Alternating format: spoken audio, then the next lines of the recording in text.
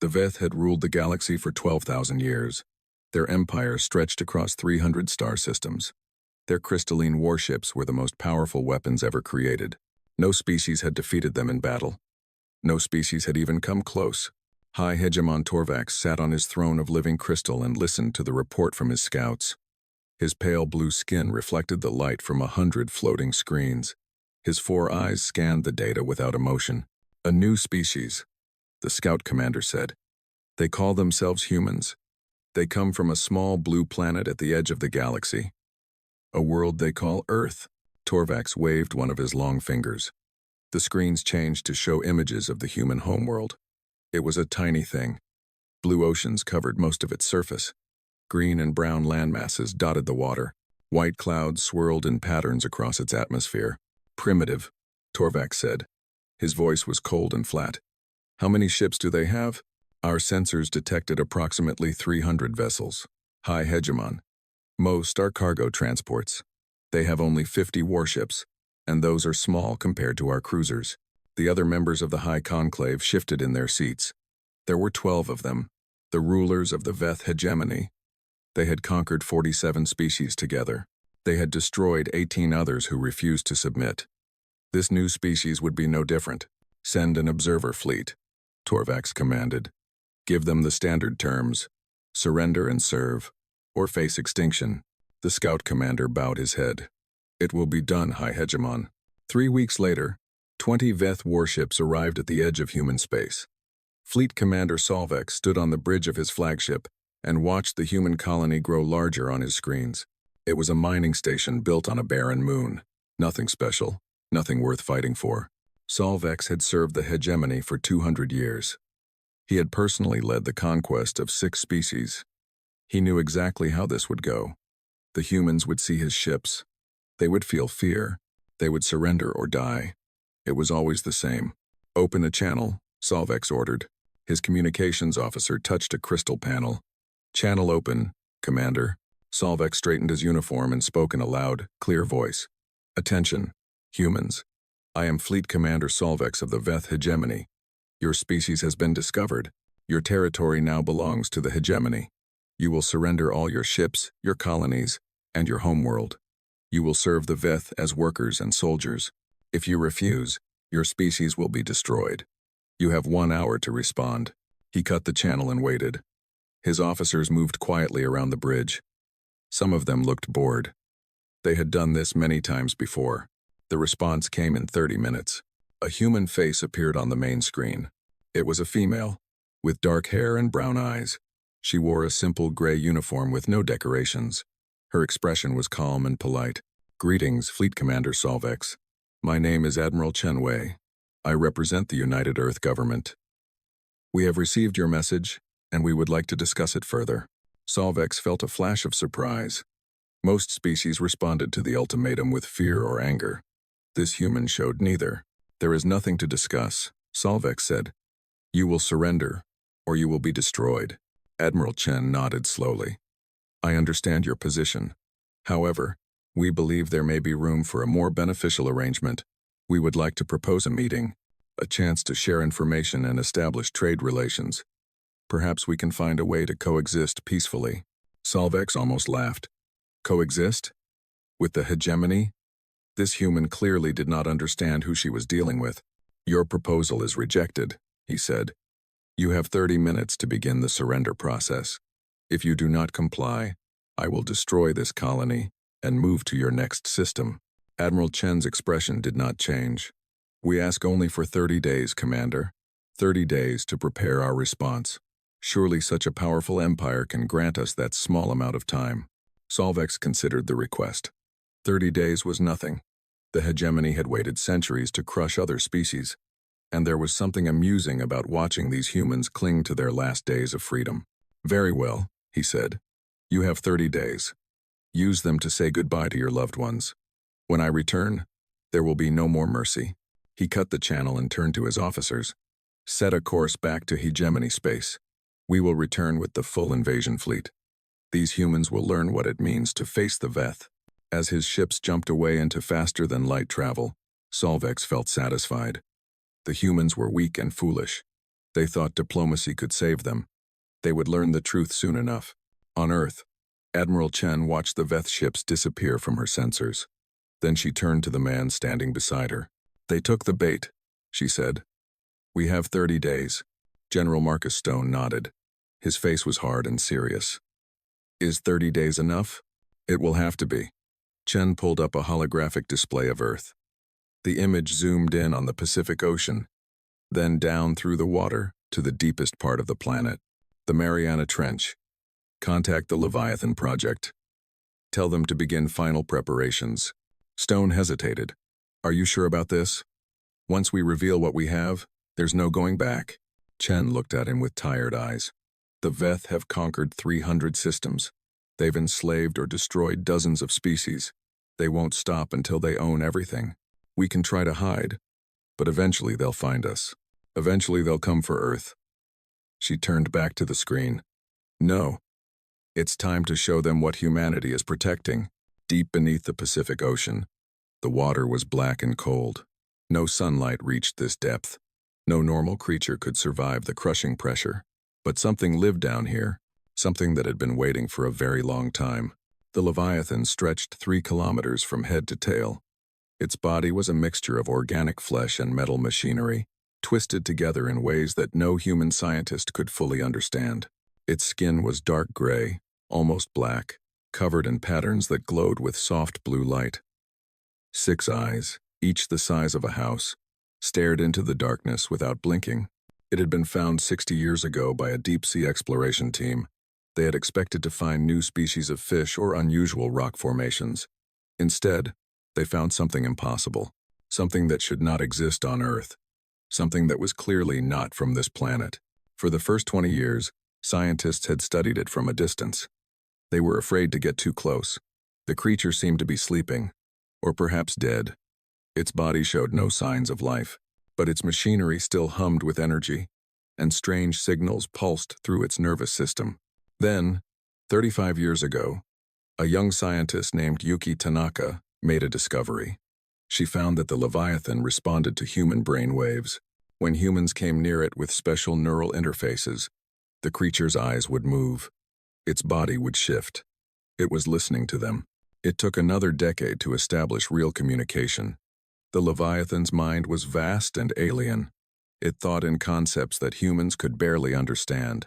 But slowly, connection by connection, they learned to speak with it, and they learned its purpose. The Leviathan was a guardian. It had been placed on Earth millions of years ago by beings who had long since vanished from the universe. It was meant to protect, to defend, to fight against those who would threaten the planet and its inhabitants. But it could not act alone. It needed partners. It needed minds to guide it, to show it who was friend and who was enemy. For millions of years, it had waited for a species intelligent enough to bond with it. Humanity was that species. Now, as the Veth prepared their invasion fleet, the Leviathan began to wake. Its 6 eyes opened fully for the first time in decades. Blue light rippled across its skin. Its massive tail moved slowly through the water, stirring up clouds of sediment from the ocean floor. 12 humans floated in a special facility above the creature. They were the pilot collective, chosen for their mental strength and their ability to bond with the alien mind. Neural cables connected their brains to the Leviathan's nervous system. When they thought, it listened. When they felt, it responded. Captain Yuki Tanaka, now 60 years old, was the leader of the collective. She had spent her entire adult life learning to understand the Leviathan. She had felt its dreams, its memories, its ancient loneliness, and she had felt its power. "Easy," she whispered, both to herself and to the creature below. "Not yet. We need to wait for the right moment." The Leviathan sent back a feeling of patience. It had waited millions of years. It could wait a few more weeks. But beneath that patience, Tanaka felt something else. Anticipation. The Leviathan knew what was coming. It knew that enemies were approaching, and after so long sleeping in the darkness, it was ready to rise. In the Veth hegemony, High Hegemon Torvax assembled the largest invasion fleet in 3 centuries, 800 crystalline warships, each one capable of destroying a planet, 50,000 soldiers, eager for conquest, all of it aimed at a small blue world that dared to ask for diplomacy instead of surrender. Torvax smiled as he watched the fleet gather. These humans would be an easy conquest, a brief distraction before the hegemony moved on to greater things. He had no idea what was waiting for him in Earth's deep waters. He had no idea that everything was about to change. Captain Yuki Tanaka stood at the edge of the observation deck and looked down into the darkness.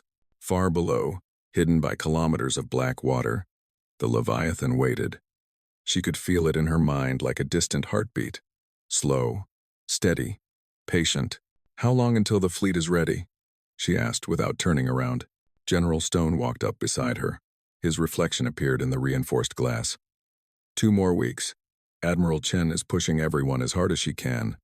But we only have 50 warships. Against 800 Veth cruisers, it won't be much of a fight. It won't need to be. Tanaka touched the glass with her fingertips. The fleet is just there to get their attention. The real weapon is down there. Stone shifted uncomfortably. After all these years, he still did not fully trust the Leviathan. He had seen the reports. He knew how powerful the creature was. But power like that was hard to control. And things that were hard to control made him nervous. "Are you sure it will follow orders?" he asked. Tanaka finally turned to face him. Her eyes were calm but serious. "The Leviathan doesn't follow orders, General. It makes choices. We share our thoughts with it, our feelings, our intentions, and it decides whether to help us or not. And if it decides not to help, then humanity dies." Tanaka shrugged. "But it won't. The Leviathan chose us. After millions of years of waiting, it bonded with human minds. It sees something in us that it values. It will fight for us because it wants to." Stone did not look convinced, but he nodded anyway. "I hope you're right, Captain. Because if you're wrong, we won't get a second chance." Later that night, Tanaka descended to the bonding chamber. It was a round room filled with warm salt water, located directly above the Leviathan's resting place. 12 chairs floated in the water, each one connected to thousands of neural cables that ran down through the ocean floor and into the creature's brain. The other 11 members of the pilot collective were already there. They floated in their chairs with their eyes closed, their minds connected to the Leviathan's dreams. Tanaka had worked with most of them for decades. They were her family now, more than any blood relatives had ever been. She slipped into the water and settled into her chair. The neural cables attached to the ports in her skull with soft clicks. For a moment, there was nothing but darkness. Then the Leviathan's mind opened to her. It was like falling into an ocean of thought. Images and feelings washed over her, too fast to process. Memories that stretched back millions of years. Dreams of stars being born and dying. The loneliness of sleeping alone in the dark for longer than humanity had existed. Tanaka steadied herself and sent a feeling of warmth and greeting. The Leviathan responded with something like affection. It knew her. It remembered every moment they had shared since her first connection as a young scientist. "We need to talk," she thought. The Leviathan's attention focused on her. Its mind was vast and strange, but over the years they had learned to understand each other. It sent her a question without words, a feeling of curiosity. "Enemies are coming. Creatures from the stars who want to hurt us. We need your help to stop them." The Leviathan already knew. It had been listening through the collective's minds, watching the preparations, understanding the threat. It sent Tanaka a series of images: the crystalline ships of the Veth, the cold faces of their commanders, the destruction they had brought to other worlds. "Yes," Tanaka confirmed. "They are dangerous. They have conquered many other species. They think we are weak." The Leviathan sent a feeling that might have been amusement. Then it showed her something else. A memory from long ago, from before Earth even had life. The beings who created it, tall and graceful, with minds that burned like stars. They had placed the Leviathan here and given it a purpose: protect this world and the intelligent life that would one day arise. "We are that life," Tanaka thought. "We are what you were waiting for," the Leviathan agreed. And it showed her its power. Tanaka gasped as energy flooded through the mental connection. She saw weapons that could crack planets, shields that could stop anything, speed that laughed at the laws of physics. The Leviathan was not just a creature. It was a war machine built by beings who had mastered the universe itself. And now, it was ready to fight. In the Veth hegemony, Fleet Commander Solvex prepared for the invasion. His flagship, The Eternal Dominion was the largest warship in the fleet. It stretched 2 kilometers long, its crystal hull shimmering with defensive energy. 700 other ships surrounded it, a wall of death that no species had ever survived. Solvex stood on his command deck and reviewed the intelligence reports. The humans had only 50 warships. Their weapons were primitive. Their defenses were weak. This would not be a battle. It would be an execution. "Commander," his tactical officer said, "we have received a final message from the humans. Play it." Admiral Chen appeared on the screen. She looked the same as before, calm and professional. "Fleet Commander Solvex, we have used our 30 days to consider your terms. We reject them. Humanity will not surrender. Humanity will not serve. If you attack us, we will defend ourselves with everything we have. Consider this your final warning." The message ended. Solvex laughed, a cold and hollow sound. "Final warning," he repeated, as if they have anything that could threaten us. He turned to his officers. "Set course for the human colony in the Corvin system. We will destroy it first, as promised. Then we will move to their homeworld and finish this." The fleet jumped into faster-than-light travel. Space twisted around them as they crossed the galaxy in moments. When they emerged, the Corvan system spread out before them like a glittering jewel.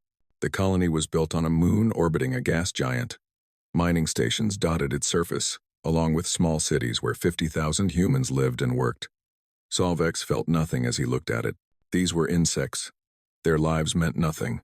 "Human ships detected," his tactical officer reported. 20 vessels, approaching from the inner system. Solvex frowned. 20? Where were the rest? "Is this all of them?" "Scanning now, Commander." The officer worked his controls for a moment, then looked up with confusion on his face. "These are the only ships in the system. The humans appear to have sent a token force. Perhaps they know they cannot win and wish to die with honor." Solvex shook his head. "Foolish. Open a channel to their commander." Admiral Chen appeared on the screen again. She was on the bridge of a human warship, surrounded by her officers. "Fleet Commander, I see you have brought your entire fleet. I am almost flattered." "You should be terrified," Solvex replied. "You have 20 ships. I have 800. This will not even be a fight. You might be surprised." Chen smiled slightly. "We brought something else with us. Something that has been sleeping for a very long time." "What are you talking about?" "You are about to find out." Chen nodded to someone off-screen. "Wake it up." Solvex was about to demand an explanation when his tactical officer shouted in alarm. "Commander, new contact emerging from jump space. It's massive." The main screen switched to show the space behind the human fleet. Something was tearing through the fabric of reality, forcing its way out of faster-than-light travel. The jump portal was huge, bigger than any Solvex had ever seen. And the thing coming through it was even bigger. The Leviathan emerged into normal space like a nightmare becoming real. Solvex stared at it with all 4 of his eyes. His mind could not process what he was seeing. The creature was 3 kilometers long, a mountain of gray flesh and gleaming metal. 6 eyes burned with blue light, each one focused on the Veth fleet. Patterns of energy rippled across its skin, forming shapes that hurt to look at. What is that thing?" Someone whispered. No one answered. No one could. The Leviathan opened its mouth and roared. There was no sound in space, but the vibration traveled through every ship in the fleet. Crystals cracked. Bulkheads groaned. Several officers fell to their knees, overwhelmed by a feeling of ancient and terrible power. Solvex forced himself to stand straight. He was a fleet commander of the Veth hegemony. He had conquered 6 species. He would not show fear. "All ships," he ordered, his voice steady despite the terror in his heart. "Open fire." 800 warships turned their weapons on the Leviathan.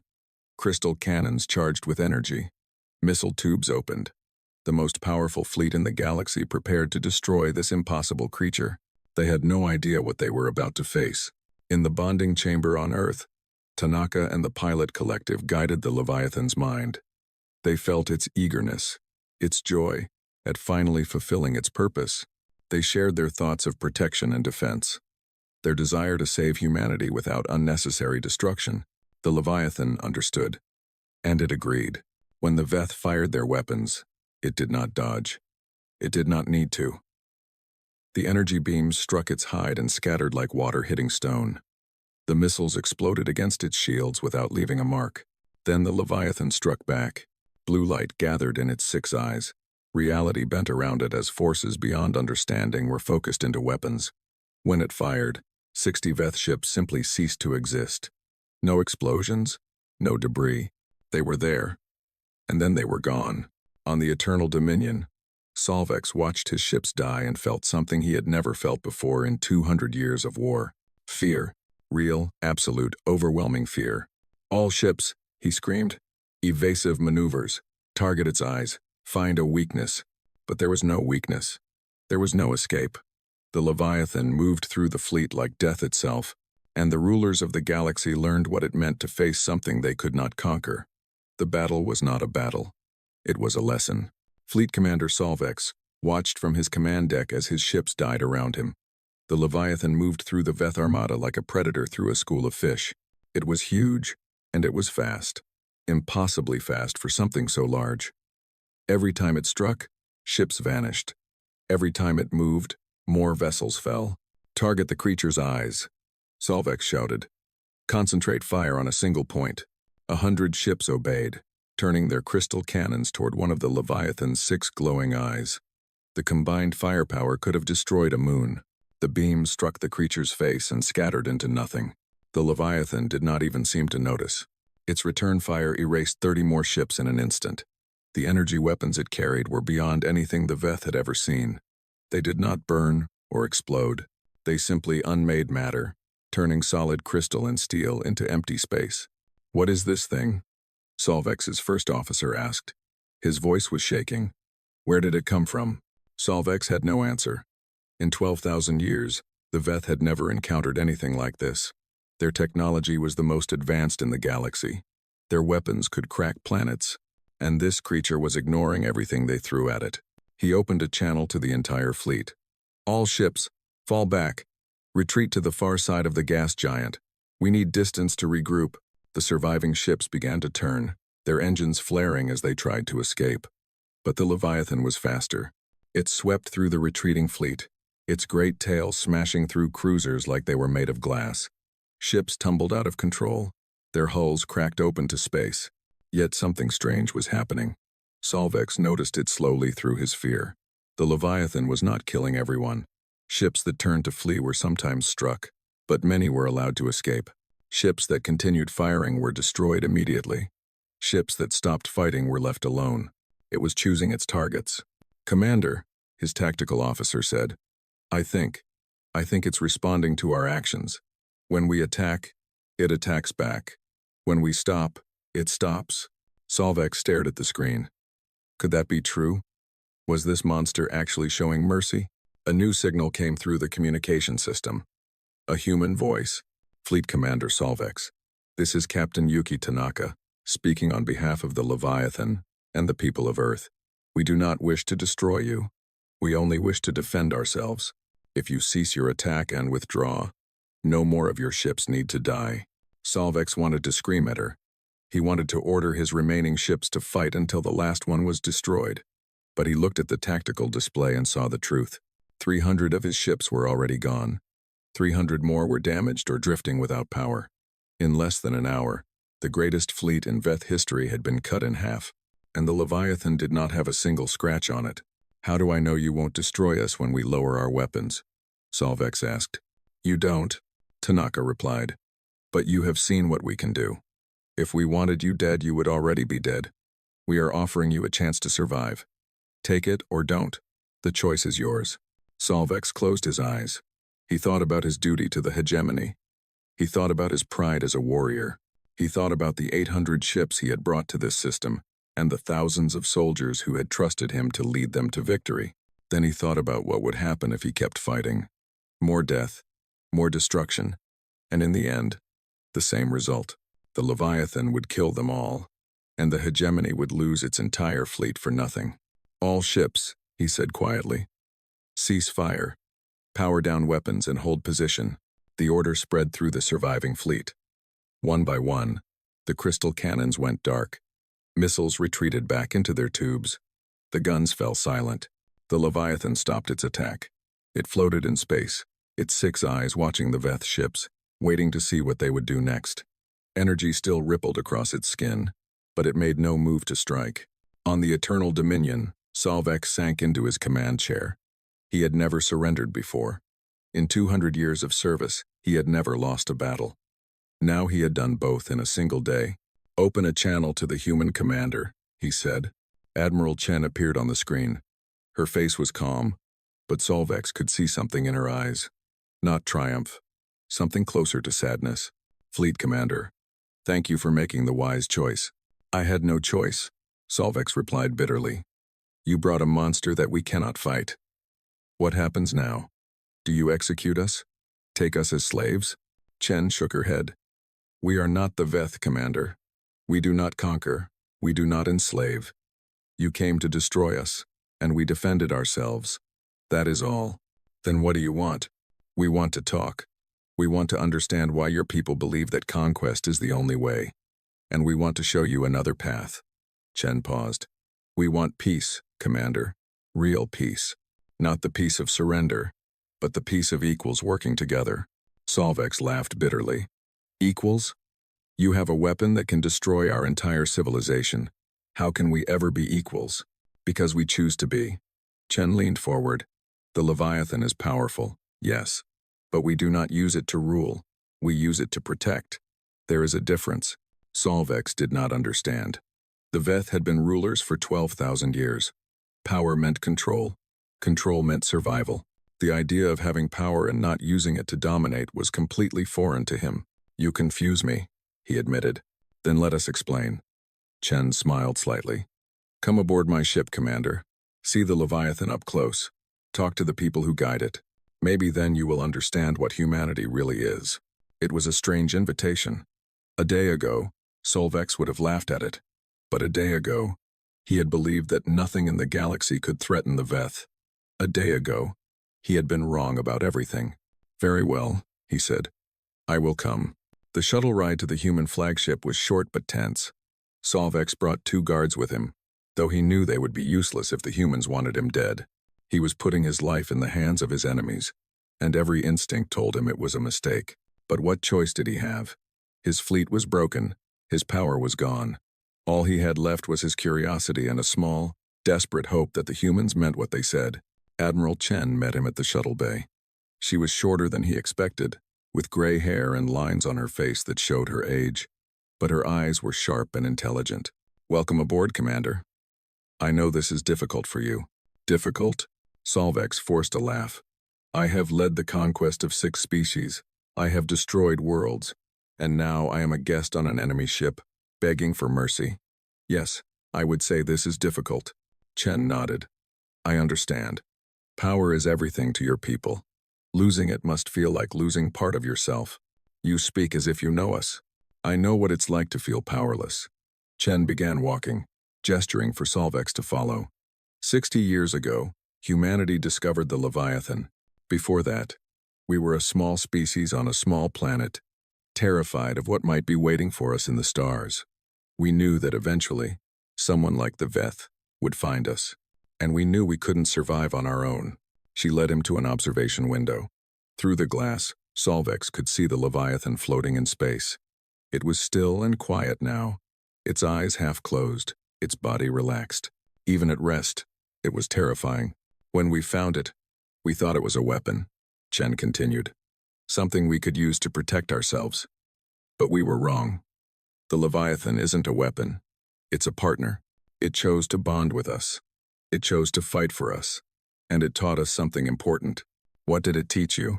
That power without wisdom is meaningless. That strength without mercy is weakness." Chen turned to face him. "The Leviathan could conquer the galaxy if it wanted to. With our guidance, it could destroy the Veth, enslave your people, take everything you have. But we would never ask it to do that, and it would never agree." Solvex stared at her. "Why not?" "Because that's not who we are. That's not who we want to be." Chen smiled sadly. "We've seen what conquest does, Commander. We've studied the hegemony's history. We know how many species you've destroyed, how many civilizations you've ended, and we've asked ourselves, is that what we want for humanity? To become like you? And your answer? Our answer is no. Chen looked back at the Leviathan. We want to be protectors, not conquerors. We want to help other species, not enslave them. And we believe that even the Veth can change. Even your people can learn to be something more than rulers and destroyers. Solvex was silent for a long moment. Part of him wanted to reject everything she said. Part of him wanted to call her a fool and promise that the hegemony would return with more ships, more weapons, whatever it took to destroy Earth and its monster.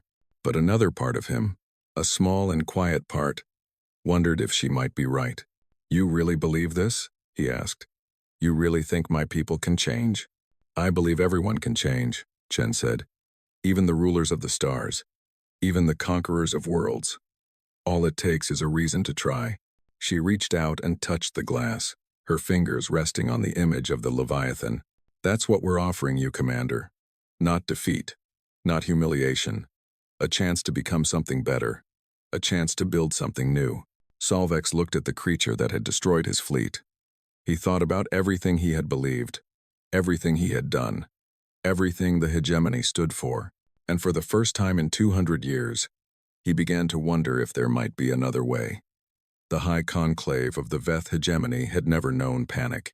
For 12,000 years, they had ruled from positions of absolute power. They made decisions calmly, knowing that nothing in the galaxy could threaten them. Now they were screaming at each other. We must send another fleet, High Hegemon Torvax shouted. His 4 eyes were wide with fury. A larger one. 10,000 ships if necessary. What good will that do? Counselor Vekris replied. His voice was sharp with fear. Solvex had 800 ships, the finest in our armada. This creature destroyed half of them in an hour. 10,000 ships will just mean 10,000 more deaths. Then we build new weapons. We must have something that can hurt it. We have nothing. Counselor Malthan pulled up data on the central display. Our scientists have analyzed the sensor records. The creature's shields absorbed everything we threw at it. Our most powerful weapons barely registered. It would take us centuries to develop technology that might threaten it, and the humans could attack us at any moment. The chamber fell silent. 12 of the most powerful beings in the galaxy. And they had no answers. High Hegemon Torvax slumped in his throne. He had ruled the hegemony for 300 years. He had overseen the conquest of 11 species. He had believed himself invincible. Now he understood how wrong he had been. What do the humans want? He asked quietly. Counselor Vekris hesitated. They sent a message after the battle. They want to negotiate. They say they do not seek conquest, only peace. Peace. Torvax laughed bitterly. They have a weapon that can destroy us, and they offer peace? This is a trick. They are trying to make us lower our guard. Perhaps, Vekris admitted. But what choice do we have? If we refuse to negotiate, they may attack. If we attack first, we will lose. Our only option is to talk and hope they mean what they say. Torvax stared at the ceiling of the chamber. Crystal formations glittered above him, beautiful and ancient. His ancestors had built this place 10,000 years ago. They had believed the hegemony would last forever. Now forever might end because of one creature from a small blue planet. Very well, he said. We will negotiate. Send a message to the humans. Tell them we are willing to talk. Across the galaxy, on a human space station near Earth, the negotiations began. Admiral Chen represented humanity. Fleet Commander Solvex, his status uncertain after his defeat, attended as an observer for the Veth. And Captain Tanaka was there to speak for the Leviathan. The talks lasted for 3 weeks. There were arguments and threats, moments when everything seemed about to fall apart. The Veth were not used to negotiating as equals. They kept trying to intimidate, to demand, to threaten. And each time, Chen calmly reminded them of the Leviathan. You can threaten us if you want, she said during one heated session. But we both know those threats are empty. You cannot hurt us. You cannot force us to do anything. So perhaps we should focus on what we can actually achieve. Slowly, painfully, an agreement took shape. Humanity would not attack the hegemony. The Veth would withdraw from all human territory and recognize Earth's independence. Neither side would make hostile moves against the other, but that was only the beginning. We want more than just a truce, Chen said on the final day. We want real change. The hegemony has been built on conquest for 12,000 years. That has to end. Solvex, who had come to respect the human admiral during the negotiations, leaned forward. "You're asking us to abandon everything we are. Our entire civilization is based on power and control. I know, and I know it won't happen overnight." Chen's voice was gentle but firm. "But it has to start somewhere. You have 300 subject species under your rule. Billions of beings who serve you not by choice, but by force. That cannot continue. If we release them, there will be chaos, wars, revenge attacks. Maybe, but that's their right. You took their freedom. They deserve the chance to build their own futures, even if those futures are messy and difficult." Solvex was silent for a long moment. During the negotiations, he had thought often about his conversation with Chen after the battle, about power and wisdom, about strength and mercy. The Veth had always believed that conquest was natural, that the strong should rule the weak, that freedom was a luxury for those who could defend it. But the humans had shown him something different. They had the power to conquer the entire galaxy, and they refused to use it. They had chosen to be protectors instead of rulers. Could the Veth learn to make the same choice? "I will speak to the High Conclave," Solvex said finally. "I cannot promise they will agree, but I will try to make them understand." Chen nodded. "That's all we can ask." The message that Solvex sent to his leaders was unlike anything he had ever written. He did not talk about strategy or tactics. He did not discuss how to rebuild their fleet or develop new weapons. Instead, he talked about what he had learned. He talked about the Leviathan and its bond with humanity, about a species that had chosen mercy over vengeance, about a creature that could destroy worlds but was guided by minds that wanted peace.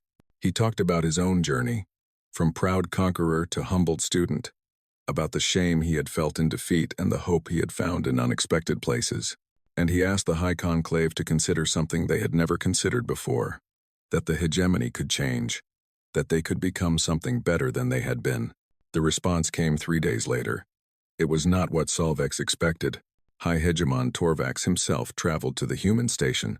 He came alone, without guards or advisors. He walked into the negotiation chamber and faced Admiral Chen with all 4 of his eyes.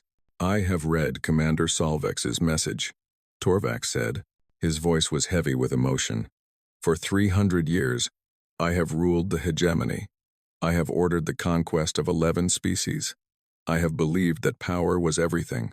He paused, his hands trembling slightly. "I was wrong." Chen stood quietly, waiting for him to continue. "When I heard about the Leviathan, my first thought was revenge. Build more ships, find new weapons, destroy this threat to our power." Torvax shook his head. "But Commander Solvex helped me see the truth. If we attack you again, we will lose again. If we keep trying to rule through force, eventually we will face something even stronger than us. That is the fate of all conquerors." He looked at Chen with something like hope in his ancient eyes. "So I am here to ask you a question, Admiral. You said you want to be protectors, not conquerors. You said you want to help other species. Did you mean it?" "Yes," Chen said simply. "We meant it." "Then help us." Torvax's voice cracked. "Help us become something other than what we are. Help us learn to live without conquest. Help us find a new purpose." Chen stepped forward and extended her hand. It was a human gesture, one that Torvax did not fully understand. But he reached out and took it anyway. "The hegemony is too big to change all at once," Chen said. "It will take generations. There will be setbacks and failures. Many of your people will resist. But if you're willing to try, we will help you every step of the way." "Why?" Torvax asked. "Why would you help us after everything we've done? After we tried to enslave you?" Chen smiled. "Because that's what protectors do. We don't just defend against threats. We help create a galaxy where threats don't need to exist, where people can live together in peace instead of fighting for control." She looked toward the window, where the Leviathan floated in the distance, its eyes watching over the station. "That's what the Leviathan taught us. And it's what we want to teach everyone else." Torvax followed her gaze. The creature that had destroyed his fleet now seemed less like a monster and more like a guardian, a being of immense power that chose to protect rather than destroy. For the first time in 300 years, he felt something other than the weight of power. He felt hope. The treaty was signed the next day. The hegemony agreed to begin releasing its subject species over the next 50 years. Humanity agreed to help maintain peace during the transition, and the Leviathan agreed to serve as a guardian for any world that needed protection. It was the end of 12,000 years of conquest. It was the beginning of something new. 3 years had passed since the battle that changed everything. Captain Yuki Tanaka stood on a platform floating above the Pacific Ocean. The sun was setting behind her, painting the sky in shades of orange and gold. Below, the water was dark and calm, hiding the creature that had become humanity's greatest ally. She was 70 years old now. Her hair had gone completely white, and her body moved slower than it used to. But her mind was still connected to the Leviathan, still able to feel its thoughts and share its dreams. "You're thinking about the past," a voice said behind her. Tanaka turned to see Ambassador Solvex walking toward her. He had changed since the war. His military uniform was gone, replaced by simple robes that marked his new role as the Veth representative to Earth. The harsh lines of his face had softened. He looked almost peaceful. "I'm thinking about everything that's happened," she said. "Everything that's changed." Solvex stood beside her and looked out at the water. "When I first saw this planet, I thought it was weak, small, unimportant. I was going to destroy it without a second thought. And now? Now I understand that I knew nothing." He shook his head slowly. "The Veth spent 12,000 years conquering. We believed that power was the only thing that mattered. We were wrong about everything. The hegemony had transformed over the past 3 years. It was not easy or smooth. Many Veth resisted the changes. Some worlds tried to break away and form their own empires. There were conflicts and setbacks and moments when it seemed like the whole effort would collapse. But humanity kept its promise. When species rebelled against the Veth, humans helped negotiate peaceful separations. When worlds descended into chaos, the Leviathan appeared in their skies, not to conquer, but to protect the innocent and stop the violence. Slowly, something new emerged from the ruins of the old hegemony. Not another empire, but a network of free worlds connected by trade and mutual respect. Not peace through conquest, but peace through cooperation. "The High Conclave met last week," Solvex said. "We officially disbanded the Conquest Fleet. Every warship has been converted to cargo transport or dismantled for materials." "How did the old warriors take it?" "Some were angry, some wept, but most understood that it was time." Solvex smiled slightly. "We have a new purpose now. Instead of conquering worlds, we're helping rebuild the ones we damaged. It's harder work than fighting, and more meaningful." Tanaka nodded. She had seen the reports from former Veth territories. The subject species were building their own governments, their own cultures, their own futures. After thousands of years of servitude, they were finally free to decide who they wanted to be. "What about the other empires?" she asked. "The species who were watching to see what would happen." "They're scared," Solvex admitted. "The Leviathan proved that conquest is no longer the path to power. Any species that tries to build an empire now knows that Earth might intervene. Most of them are choosing diplomacy instead. It was exactly what humanity had hoped for. The Leviathan was not meant to rule the galaxy. It was meant to keep anyone else from ruling it. A guardian against tyranny, a protector of the weak, a force that made conquest too costly to attempt." The water below them began to stir. Tanaka felt the familiar presence in her mind as the Leviathan rose from the depths. Its massive body broke the surface, sending waves across the ocean. Its 6 eyes opened and focused on the 2 figures standing above it. Solvex stepped back instinctively. Even after 3 years, the creature still filled him with awe. "It's beautiful," he said quietly, "and terrifying. Both things can be true." Tanaka closed her eyes and reached out with her mind. The Leviathan responded with warmth and recognition. They had been partners for almost 40 years now. The bond between them was deeper than words could express. She shared her thoughts with the creature, her pride in what they had accomplished, her hope for the future, her gratitude for everything it had done. The Leviathan sent back feelings of its own: contentment, purpose, love, in its own alien way. After millions of years of waiting, it had finally found what it was looking for: a species to protect, a galaxy to guard, a reason to exist. "What happens now?" Solvex asked. Tanaka opened her eyes. "Now we keep going. There are still conflicts to resolve. Still species that need help. Still work to do. Will humanity ever rest? Will anyone?" Tanaka smiled. The universe is vast and old and full of problems. We can't solve all of them, but we can try to make things better, one step at a time. That's all any of us can do. Later that evening, Solvex visited a school in a nearby city. The children there were studying the history of the Veth hegemony. They had learned about the conquests, the destructions, the millions who had suffered under Veth rule, and they had learned about the change. A young girl raised her hand when Solvex finished his presentation. She looked about 10 years old, with curious eyes and a serious expression. "Ambassador, can I ask you a question?" "Of course. My teacher says the Veth used to be very scary. She says you conquered lots of planets and hurt lots of people. Is that true?" Solvex knelt down to her level. "Yes, it's true. My people did terrible things for a very long time. Then why did the humans help you? Why didn't the Leviathan just destroy you?" It was a good question. Solvex had asked it himself many times. "Because," he said slowly, "the humans believe that everyone can change. They believe that even the worst people can learn to be better. And they were willing to give us a chance to prove it." "Did you prove it?" Solvex smiled. "We're trying. Every day, we try to be better than we were before. Sometimes we fail, but we keep trying anyway." The girl nodded, seeming satisfied with his answer. Then she asked another question that caught him off guard. "What about the Leviathan? Is it nice?" Solvex thought about the creature that had destroyed his fleet. He thought about its power, its ancient mind, its connection to humanity. He thought about what Captain Tanaka had told him, about the bond between human and beast. "The Leviathan is kind," he said finally. "It could hurt us if it wanted to. It's stronger than anything in the galaxy, but it chooses to protect instead. It chooses to help. Why? Because that's what its human friends taught it, and because that's what it was made to do." The girl smiled. "I want to meet it someday." "Oh, maybe you will." Solvex stood up.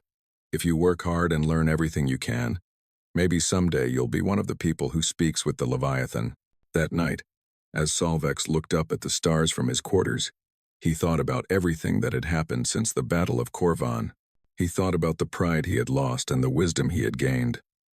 He thought about the hegemony's fall and its rebirth as something better, and he thought about the creature that slept beneath Earth's oceans, dreaming its ancient dreams, waiting for the next time it would be needed. The galaxy was changing. The age of conquest was ending, and in its place, something new was growing, something built on protection instead of power, on mercy instead of fear, on hope instead of domination. It would not be perfect. Nothing ever was. There would be setbacks and failures, conflicts and tragedies. The universe was too big and too complicated for any simple solution. But for the first time in 12,000 years, the Veth were not the rulers of the stars, and for the first time in millions of years, the Leviathan had found its family. In the depths of the Pacific, the great creature stirred in its sleep. Its 6 eyes flickered with blue light as dreams moved through its ancient mind. Dreams of stars and battles, of humans and hope, of a galaxy slowly learning to be free. It had waited so long for this, for a species that would choose protection over conquest, for partners who would share its burden and guide its power. Now the waiting was over. Now the real work could begin. And deep in the darkness, surrounded by cold water and endless silence, the Leviathan from Earth dreamed of the future they would build together.